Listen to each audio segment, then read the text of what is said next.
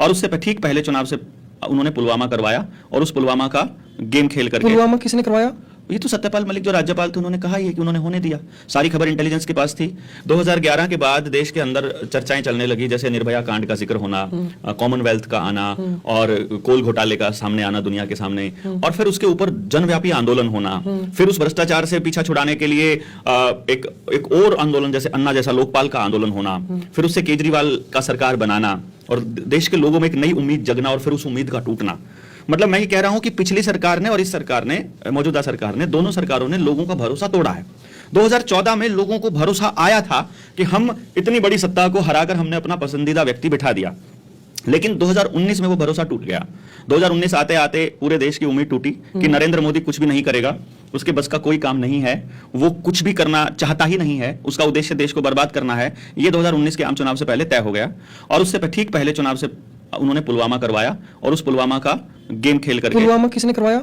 ये तो सत्यपाल मलिक जो राज्यपाल थे उन्होंने कहा ही है कि उन्होंने होने दिया। सारी खबर इंटेलिजेंस के पास थी, बीएसएफ के पास, सीआरपीएफ के पास पहले से खबर थी, आर्मी इंटेलिजेंस के पास कि वहां से अगर आप रोड से लेकर के जाओगे तो। सत्यपाल मलिक इस दुनिया में नहीं है। सत्यपाल मलिक ने तो बोल कर गए हैं, वो तो हर एक जगह पर। सत्यपाल मलिक के साथ भी उन्होंने वही किया जो जगपाल, जो इस ये भी एक मुद्दा है क्योंकि उनको राष्ट्रीय सम्मान नहीं दिया गया। हालांकि वो 3 से 4 राज्यों के गवर्नर रहे हैं, 5 राज्यों के वो गवर्नर रहे हैं, लेकिन उनके गवर्नर काल की खासियत देखिए आपने। उनका राजकीय सम्मान उनका क्यों नहीं हुआ? देखिए ना, इसके पीछे आप क्या राजनीति मानते हो? क्योंकि वो बीजेपी पार्टी के अंदर होते हुए सत्ता में नरेंद्र मोदी के बहुत जाके उनको नरेंद्र मोदी के बहुत जबरदस्त समर्थक रहे हैं और इतने जबरदस्त समर्थक रहे हैं कि इस देश के संविधान में राज्यपाल का जो कार्यकाल है पूरा 5 साल बताया गया है और सत्यपाल मलिक ने कहीं भी 5 साल पूरे नहीं किए हैं। कहीं पर 6 महीने, कहीं पर 1.5 साल, कहीं पर 2 साल, कहीं पर 2.5 साल और एक जगह पर तो मात्र 2 महीने।